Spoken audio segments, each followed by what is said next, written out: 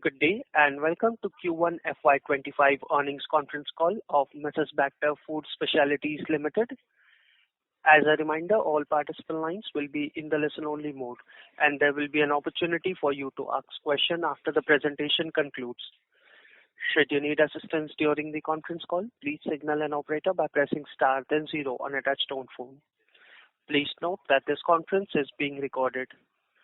I now hand the conference over to Mr. Anup Bector, Managing Director and Promoter.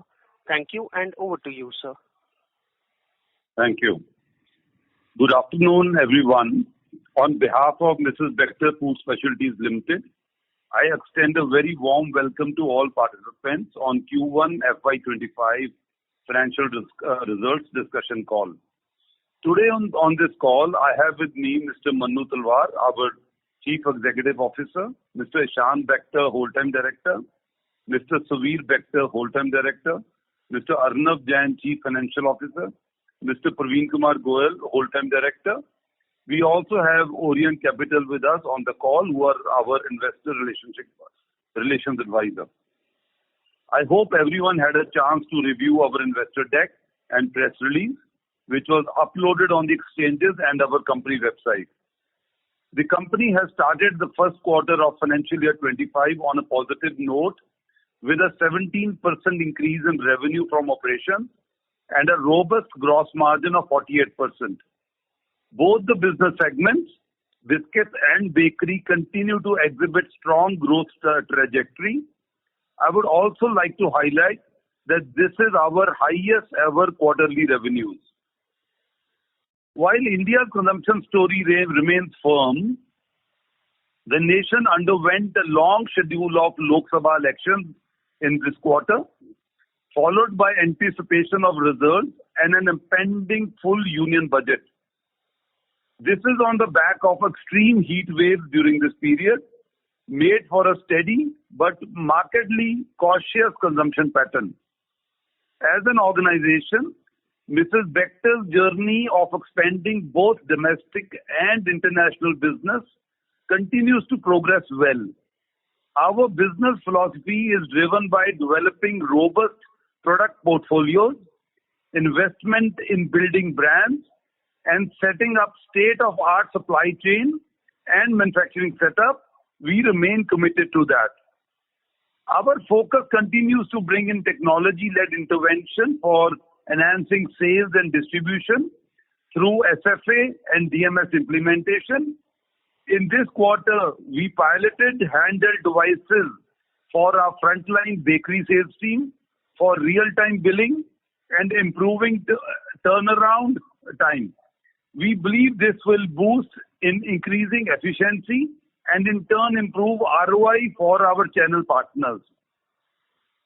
Our next step in technology adoption journey is to focus on supply chain and manufacturing over the period of next 24 months. On the export side, I'm happy to share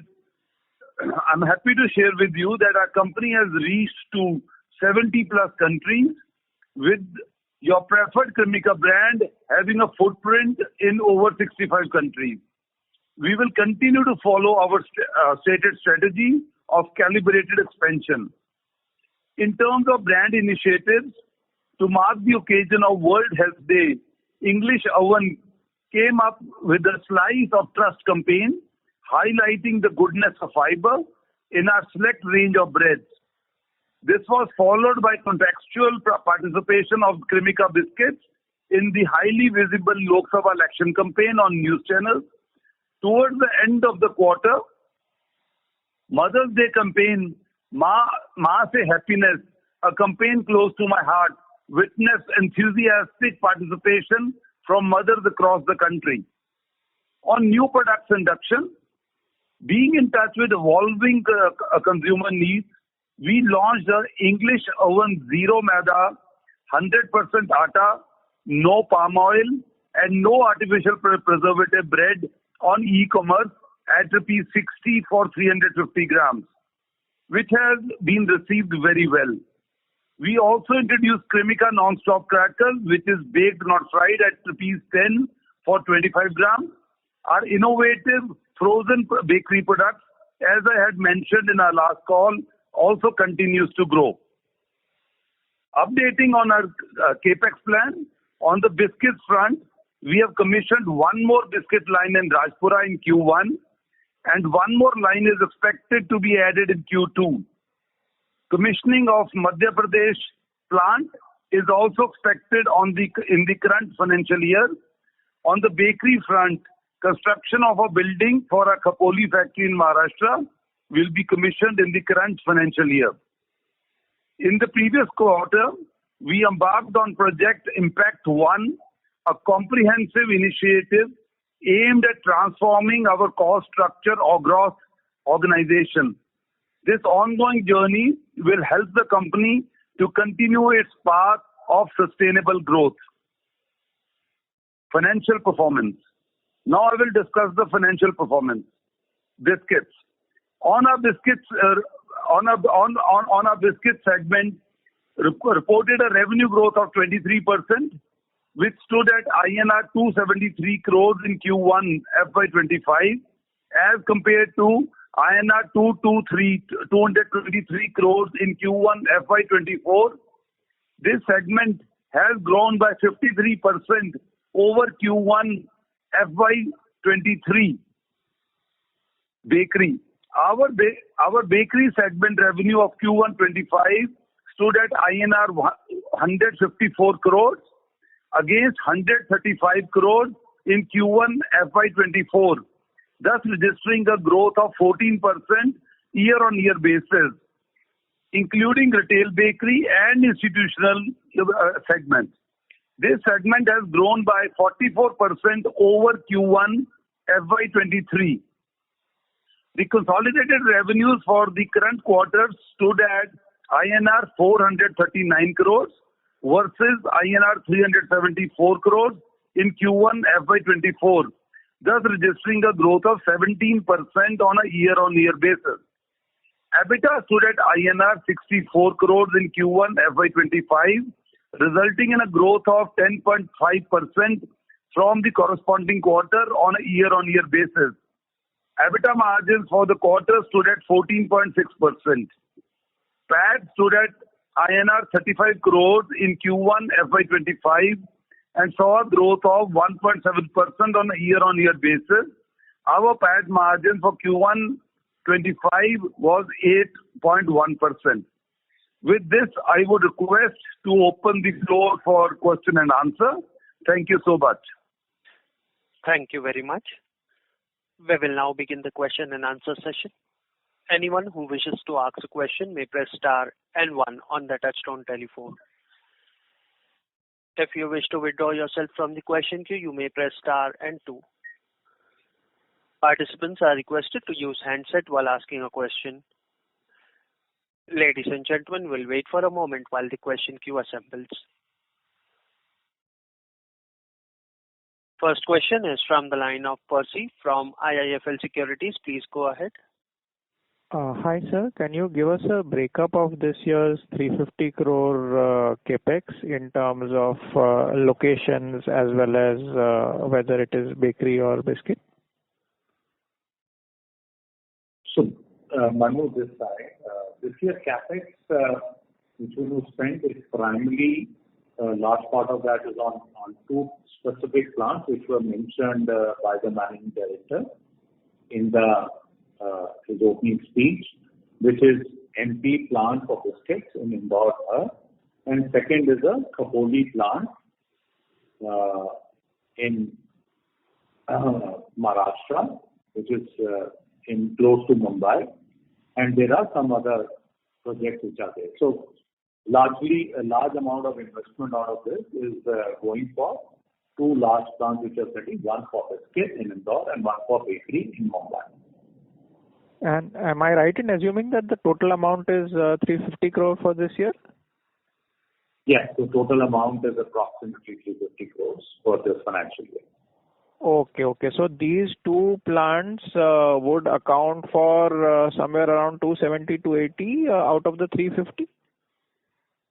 Yeah, approximately that much in that range. Yes. There are other smaller investments. Some investment we are doing in current existing bakery in Noida, and there are other few investments which are there, which are a normal year-on-year investment. But yes, what you said, it will be in ballpark that number. And both these are greenfield, right? Both are greenfield, absolutely. Right. Sorry to dwell a little deeper, but will you be able to tell me which one is the larger of the two in terms of the capital outlay, Khopoli or MP? So Khopoli is a larger outlay, and there is a reason for that. Let me also explain that. See, in a biscuit plant, we are creating a larger infrastructure because these are both greenfield plants, and we will have a space to keep adding lines in the future. And in case of Khopoli plant, bakery plant, because normally you have to put a line based on the capacity for next few years.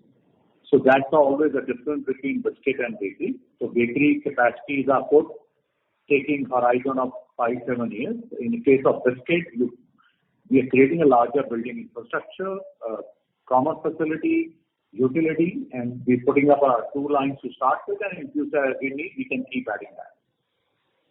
Understood. And with this 350 crore of capex, assuming that whenever it is fully utilized, that would be able to generate a turnover of how much? So, as on a 100% usage, when these two kind of capacities come in place, and also the capacity which we already have, on a 100% utilization, we can almost touch close to 2,900 crores. Okay, but practically speaking, we would sort of start doing capex when we are at somewhere around 80%, right? Yes, you're very right. In those particular territories. Understood. So basically, with this, sorry. So those particular territories, yes, but other territories where we are growing or we have to newly start the business, we would definitely need investment. Understood. So with this heavy capex done in FY25, should we be right in estimating that FY26 and 27 put together would be like just mainly maintenance, like 50 crore each or something like that? Would that be a right assumption? And then FY28 might see another big one? No, it won't be. Actually, we are just in the process of finalizing our layout for 26 and 27, right? So probably in the next call we'll be able to talk about, but it will be definitely more than that. Because, when we are in a growth mode, we need to have our supply chain capacity well in place, right? And as I explained to you, especially in case of bakery, we need to have those capacities well in place for next few years, because we can't keep adding capacity on a yearly basis. Normally you add capacity to take care of good next 4 to 5 years or more than that in that particular geographical area. Right. Understood. Coming on to the biscuit segment, you've grown 23%, but any rough idea on what would be the domestic growth out of this? So as we briefed in the last call also, and we can see the consumer trends, so biscuit growth have kind of slowed down over the last 2 quarters in the domestic side. But yes, we saw this quarter being better than last quarter. So that was Sorry, lost you, sir. Hello? That we briefed in the last call also, and as you can see, all consumer businesses, even in our industry of biscuits, have kind of slowed down on growth over the last 2 quarters. But the good news is that this quarter we saw a better movement up versus the peak. Right.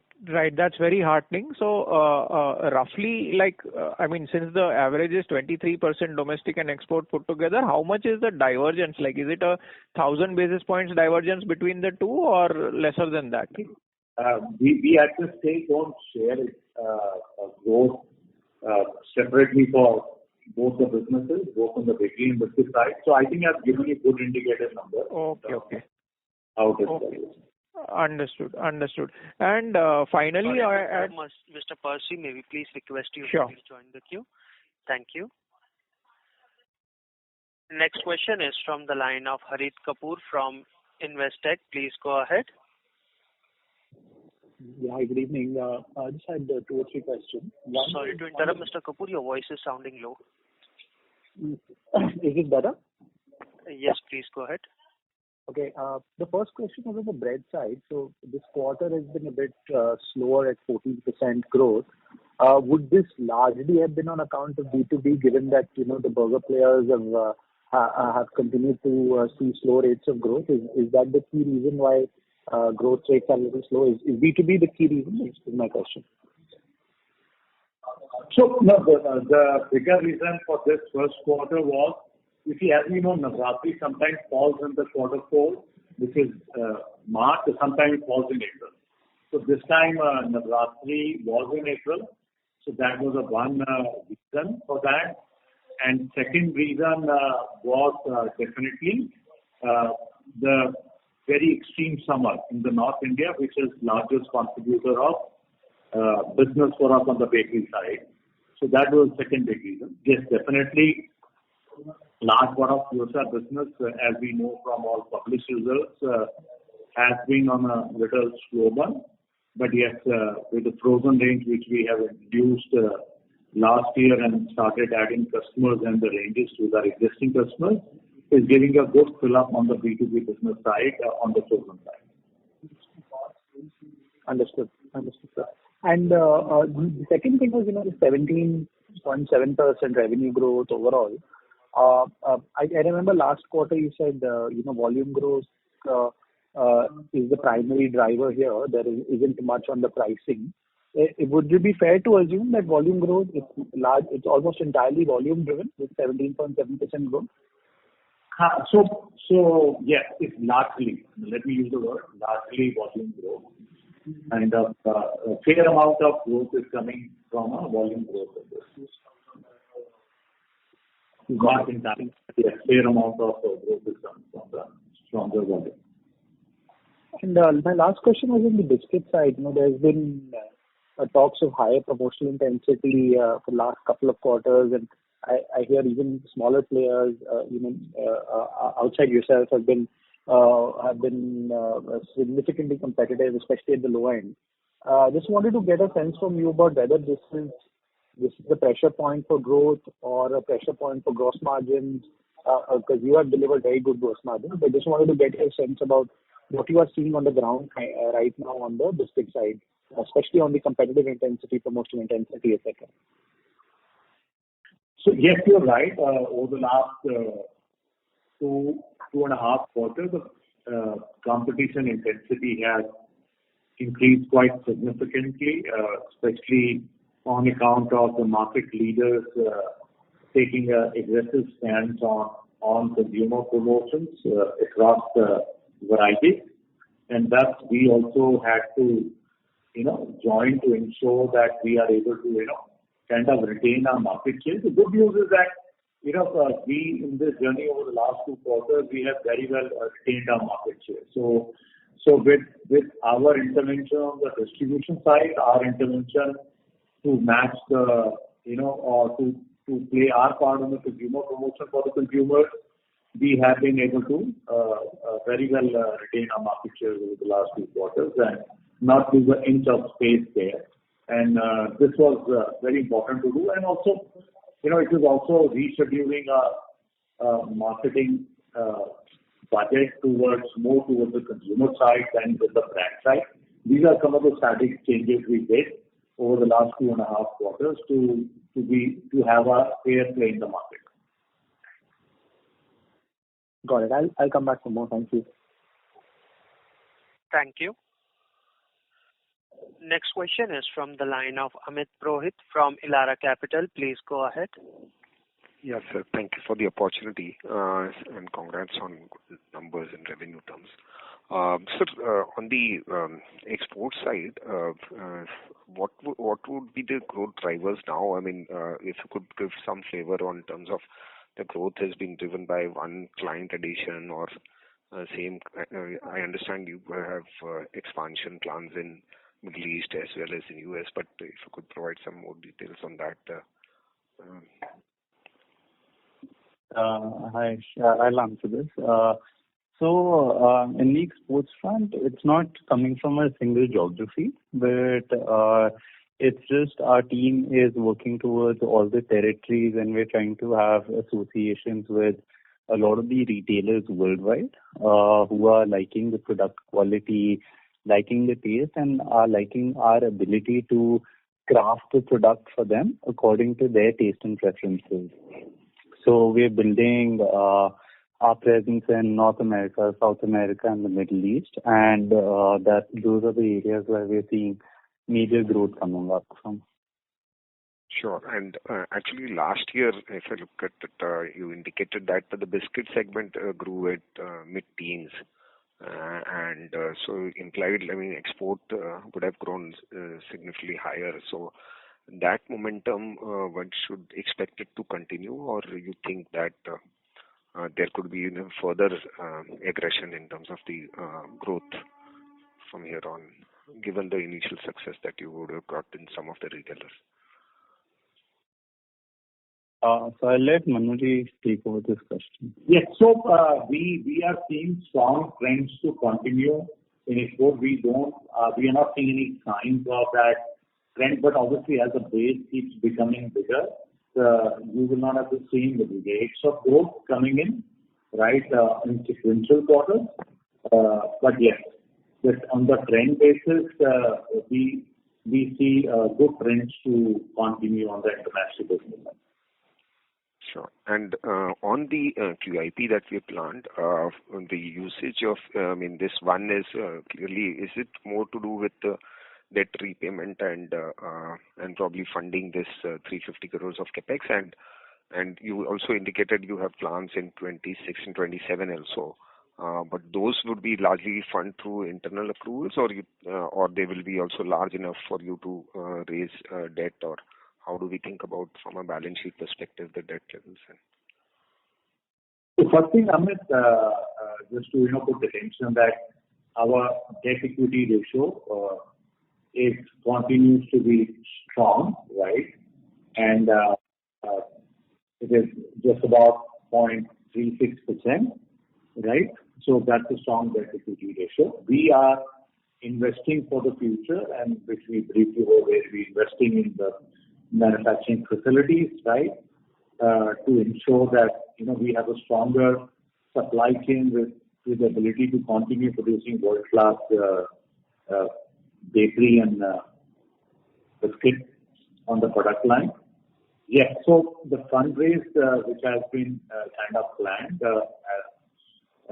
in this financial year is primarily to fund this capex and to stay more conservative in our approach and not to have a higher debt on our balance sheet. So it's in line of that. Yes, so our cash flow even now is fairly strong with a debt equity of only 0.36. So that's not a challenge. It is just a more conservative approach to do that and fund this current capex. And I'm sure that we have enough cash flow to fund our future, capexes also, which will come up in 26-27. So just one follow-up on this. We had, I think, 225 odd crores of debt level, and which some of the machinery we would have bought for the capex, right? So post this QIP, would you look to repay it, or one should keep the debt levels the same since you have a fairly decent debt equity ratio? So Amit, we would be able to share. So I'm saying the fundraise in this financial year, which we have kind of got passed through in the AGM and the board meeting, the modality and the usage of those funds will kind of follow. But yes, it will be fairly in the direction which you are talking about. Okay. Thanks, sir. Thank you. Next question is from the line of Yash Goenka from Auriga Capital Advisors LLP. Please go ahead. Hi, thank you for taking my question. What kind of demand are you seeing from the Q-commerce space for garlic bread, burger buns, pizza base, and kulchas? Sorry, can you be a little closer to mic and louder? Is it better? No, it is not. It is still sounding the same. Is this better? Hello?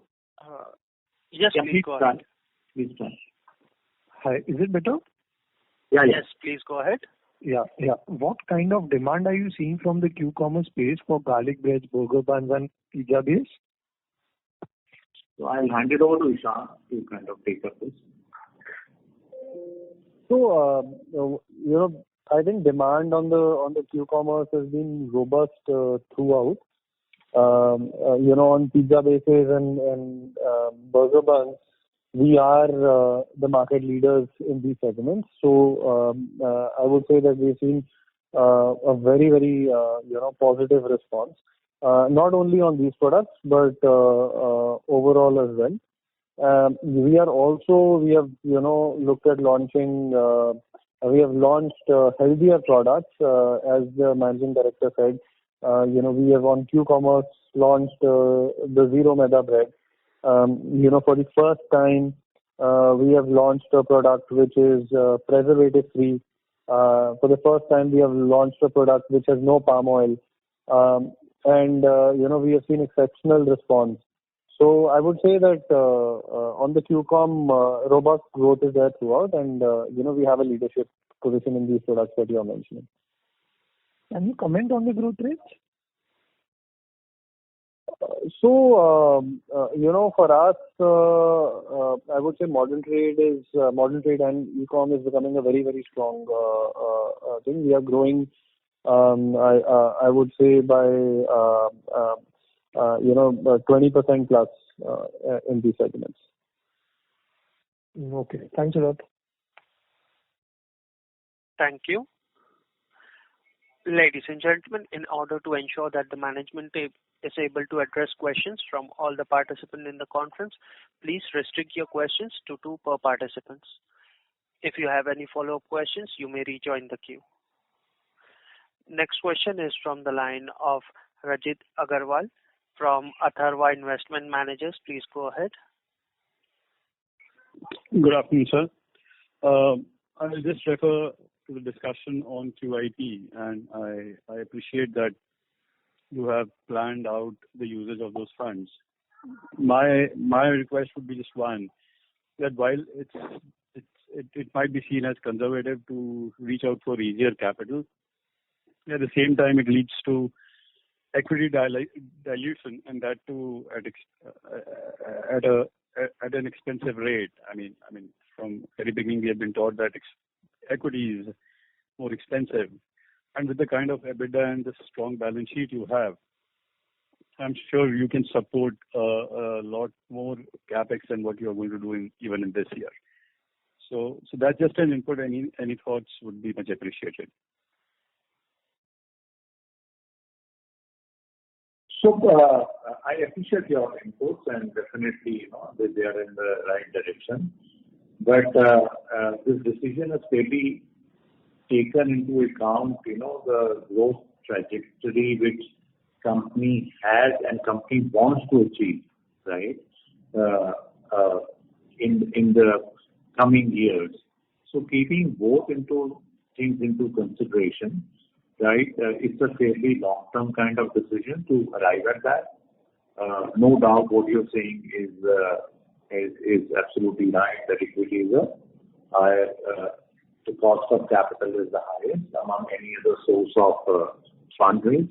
But it's a very thoughtful decision by the company and by the board, and duly supported by the shareholders, that looking at the growth trajectory which we want to achieve over the next few years, this is a right decision to go for. All right, sir. Thank you. Thank you.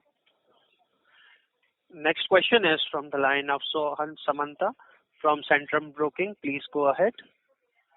Yeah. Hello, sir. Thank you for giving the opportunity. So the 2 questions from my side. One is the gross margin. Like this quarter, we have almost the highest gross margin in last 14 quarters. So can you expect for this year, FY2025, margin expansion of 100 and 180 bps of margin expansion can you expect for this year? Just go a little slow in the second part of the question. So basically, last year we had a gross margin of 46.7%. This quarter we have seen that last 14 quarters we have achieved the highest gross margin, right? So do we expect any gross margin expansion for FY25? Further, you asking, do we expect any further gross margin expansion? Yeah, compared to FY24, yeah. No, so see, this gross margin expansion has happened because of first is improvement in the premiumization realization. Second thing, it has happened on account of more favorable business mix towards the export side. And third, it's also happened because of this revenue also includes the freight recovery from our export customers, and because of the Red Sea issue, those freights are little on the higher side. So these are the three reasons why it has happened. And correspondingly, if you look at in the other expense line, there's a marginal increase also sitting there, about I think 0.5.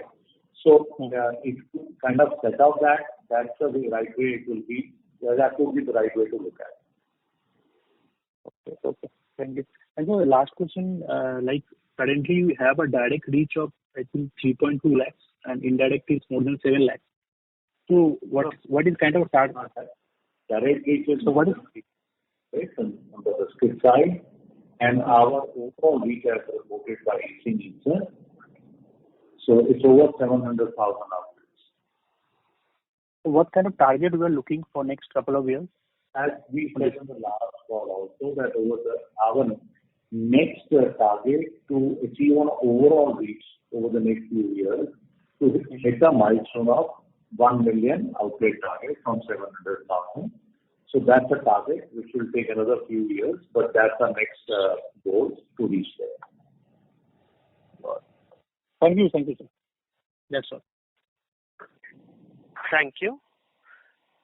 Before we move to the next question, a reminder to the participant to ask a question. You may press star and 1. Next question is from the line of Mr. Percy from IIFL Securities. Please go ahead, sir.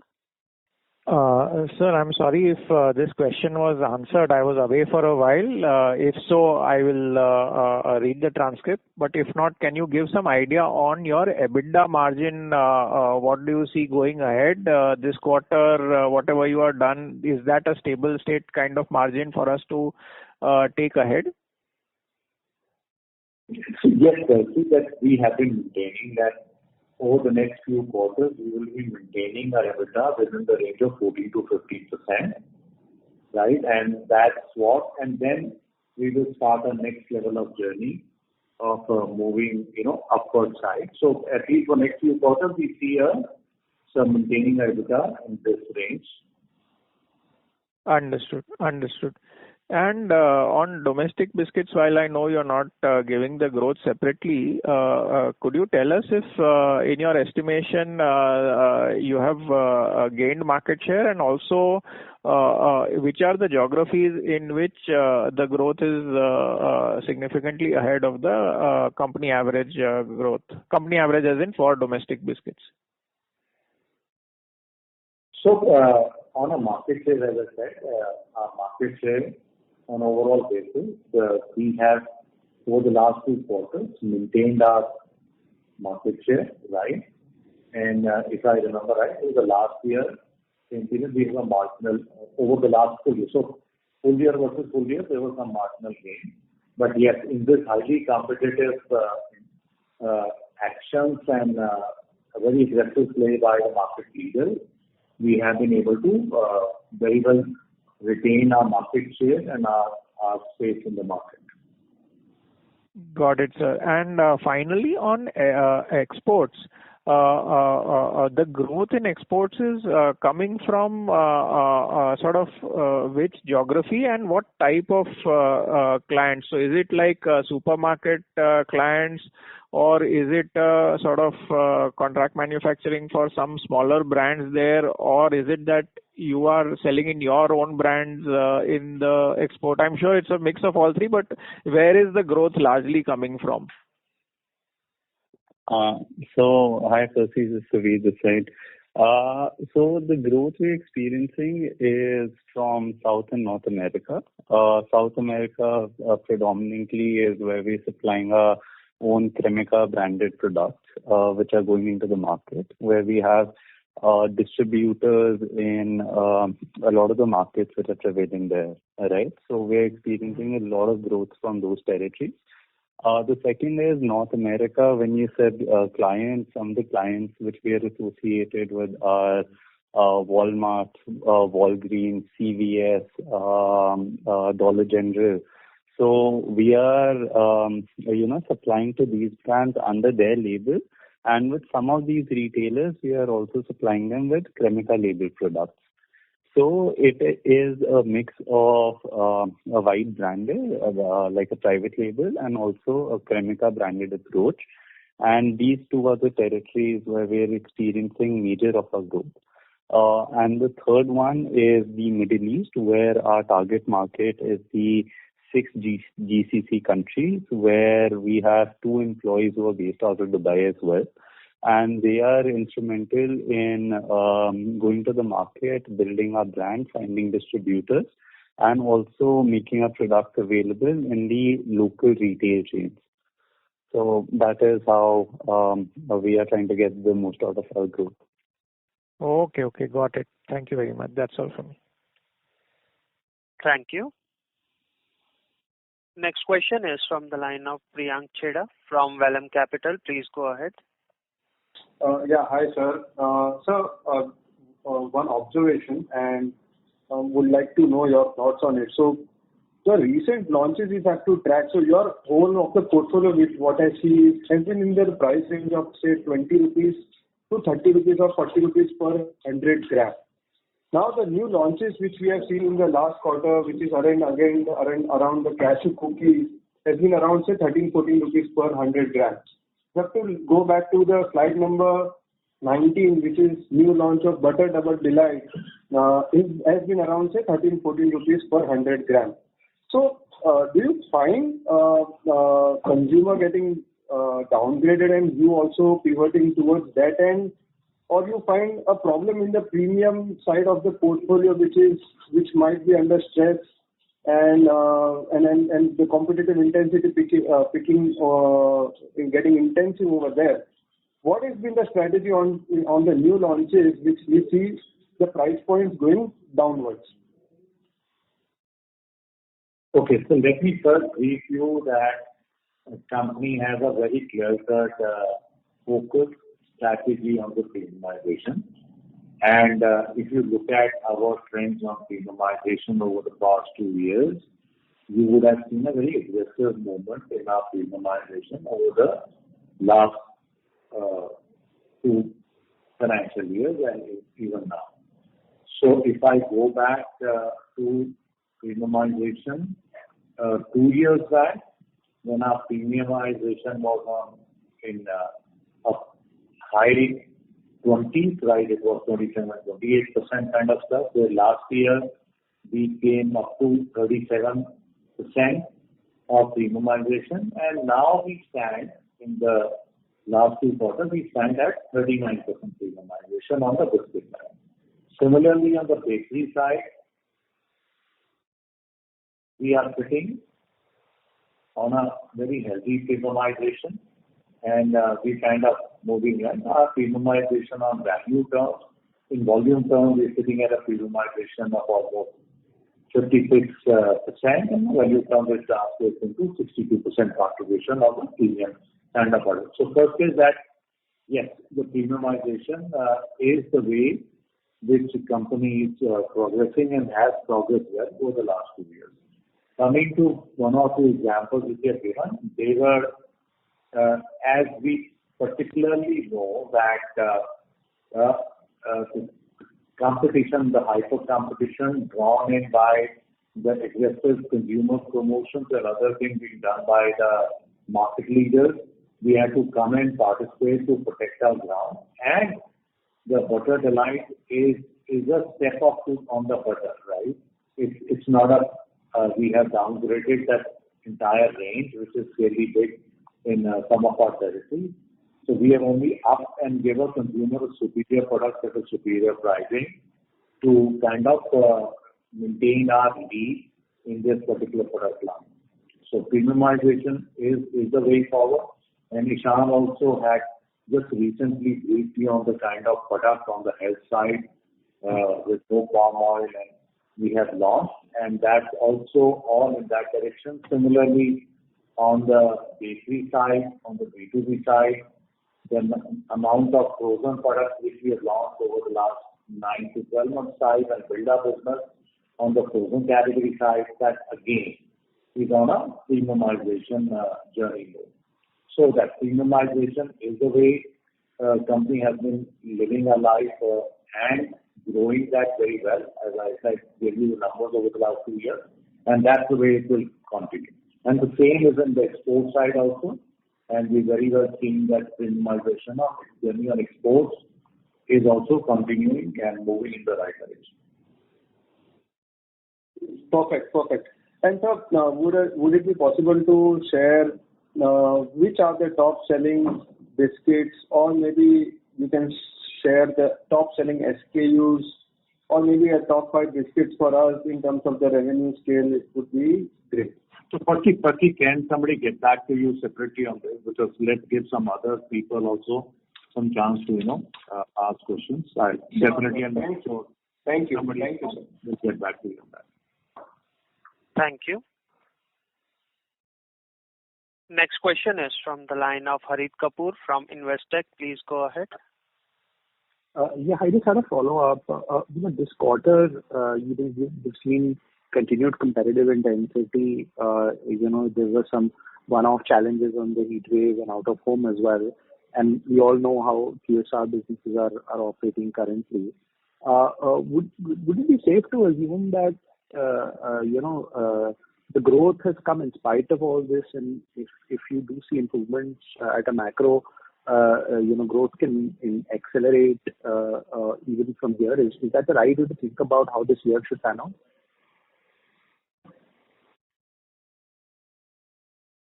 So Harit, as I was briefing you earlier also, that let Ishan, I think he'll be able to explain you better that how he built up the whole frozen range of new product development and how it's helping us in the revenue growth management. Ishan, would you take up that? Yeah. So, Harit, our biggest part of our portfolio on the B2B side is burger buns, right? And I'm sure from the market trends, I don't think it's been growing very well.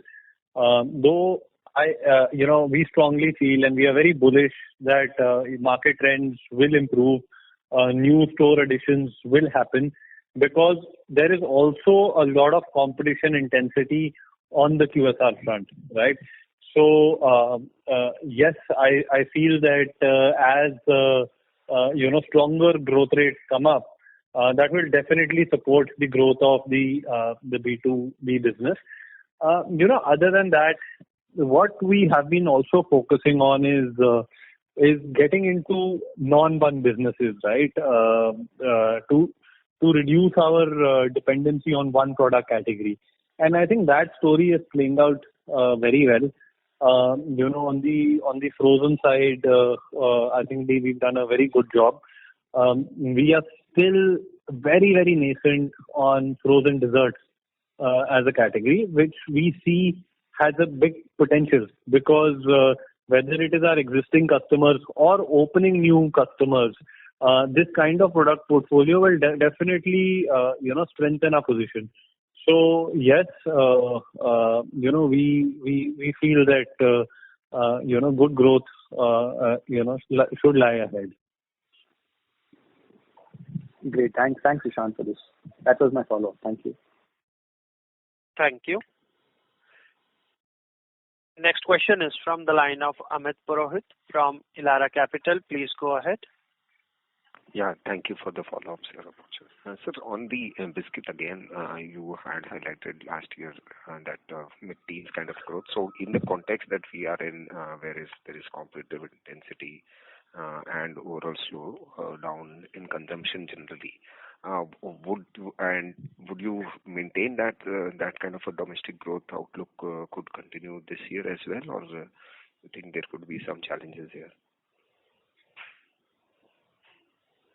So I must have said briefed you earlier that the consumer offtake slowdown for the industry, competition intensity, both have, the competition intensity has increased, and we very well know that consumer offtakes for the industry has slowed down post Diwali over the last 2.5-3 quarters, right? Our first motto was to ensure that we hold our ground in this competition intensity and don't lose an inch of our space and maintain our market share. So I just want to confirm that we've done that over the last 2 quarters of overall maintaining our market share and participating in this highly competitive market to hold our ground and maintain our market share. Second thing I said was that this quarter compared to the previous quarter, preceding quarter, it has shown some forward movement. And coming Diwali season, we are very, very hopeful that it will be a start of a turnaround for the industry itself, right? Because we are a smaller part of the industry, and we're very hopeful that with our continued focus on distribution and marketing and duly supported by the festive season which is coming, it should move in the right direction. Sure. So second half one should start building in a better outlook, and Q2 would still be some challenges with that. Yes, I said that Q1 was better than Q4 of last financial year, and definitely we expect Q2 also to be better than the previous quarter. And then coming next quarter, which is the festive quarter, it should definitely start a further improvement, and it should keep scaling up every quarter. That's what we as of now foresee. Sure. Thanks a lot. Thank you. Participants, to ask a question, you may press star and 1. Next question is from the line of Gurmeet Singh, who is an individual investor. Please go ahead. Good evening, everyone. Our net profit growth for the quarter is less than 10% compared to 17% revenue growth, even after premiumization and benefit of scale. What can be the reason? Yeah. So, absolutely, you're right that our EBITDA growth is 10% versus our revenue growth of 17%, and it is on account of 2-3 reasons. One is that our export contribution is higher, and because our export contribution being higher, we have a higher logistics cost kind of coming in. So the ocean freight has kind of gone up there. Second is that because of hyper competition, we have invested more in the marketing, the promotion side. Third is we need to see the financials that our employee cost is higher than previous year, and that's higher largely one because of the reason that we added new lines in Rajpura. Last year we added one line in this year. We added a new plant in Bhiwadi in bakery. So we need to put the organization, people in place, and the utilization keeps improves quarter on quarter for these lines. So that's also impacting the cost, employee cost, and plus some bit of last leg of strengthening of the leadership was required, which we have done, which will kind of get normalized over the next few quarters. So these are the few reasons why you see that this is the reason, and which as I said, we will see over the next 3-4 quarters that will get normalized. Okay. Thank you. Thanks. Thank you. Next question is from the line of Chirag Lodaya from ValueQuest. Please go ahead. Thank you for the opportunity. Sir, if you can talk more about frozen dessert category, how big is the opportunity here and, what to expect over next 3 to 4 years? See, we are very new in this category. But what this also does is open up the HoReCa channel for us, right? It's not only the QSR channel, it also opens up the HoReCa channel, where is actually, if you ask me, a new line of business for us, right? I think it also adds, as we are seeing, whether it is McDonald's or Burger King or Rebel Foods. Today, they are introducing cafe models. Rebel Foods also has its own brand of frozen, of desserts, right? So, what I see is that the industry is definitely gravitating towards this. I feel that, a lot of new customer acquisition, will be in the pipeline. I really cannot put a figure to the size of the industry. But for us, it is a natural extension, as we aspire not to be only a bread company, right? We aspire to be a bakery, and it is part of that broader vision where we have an entire portfolio of products for a customer, whether it be desserts or whether it be savory products or whether it be a burger bun or a pizza base. So, for us, it's, a very positive outlook, and we are going to be looking at scaling this in both the North market and the West market. Any specific product you would like to highlight, which is doing well, or, some sense on, what kind of products we are doing and what kind of investments you would have done so far? The investments are not very large in this. These are, like I said, a natural extension of our bakery. These are smaller investments, but what we are using to our advantage, is we are creating a frozen chain between all our factories, right? So whether it is Delhi or whether it is Mumbai or whether it is Bangalore, all these factories, because you see at the end of the day, on the frozen side, logistic cost is an extremely important cost. Our multi-locational facilities and having the ability to create frozen products out of multiple facilities will give us definitely a competitive advantage, right? Yes. So that is the thought process behind it, and each bakery would be an independent bakery with multiple products, with product lines. Some sense of products. Currently, what kind of products you would be doing? So, it could be on the dessert side, muffins, cookies, cakes, products like specialty products like skillet cookies. On the bread side, it could be frozen paninis, footlong breads, center-filled puffs. So these are all the kind of products that we are looking at. Cheesecakes. Right. No, I got the idea. That was right. And just lastly, if you can call out A&P for the quarter and YOY.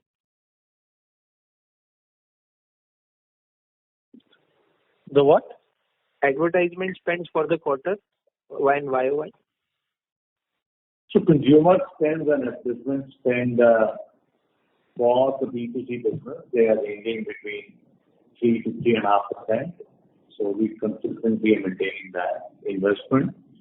So consumer promotion, marketing, brand, product promotion, that's on B2C business around 3.5%. So YOY as a percentage of sales on B2C, it is more or less flat. That is what you are saying, right? Yes. So So yes, it's around 3.5%. I will have to check last year same quarter what it was. So we can check and get back to you on that. But yes, so this quarter. Sure. Thank you and all the best. Thank you. Next follow-up question is from the line of Sohan Samanta from Centrum Broking. Please go ahead. Yeah, thank you, sir, for the follow-up. Sir, last quarter we have launched this cake.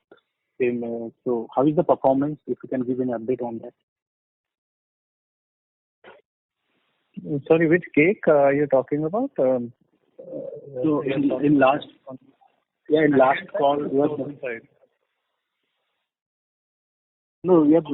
call you mentioned some 10 rupees cakes you have also launched.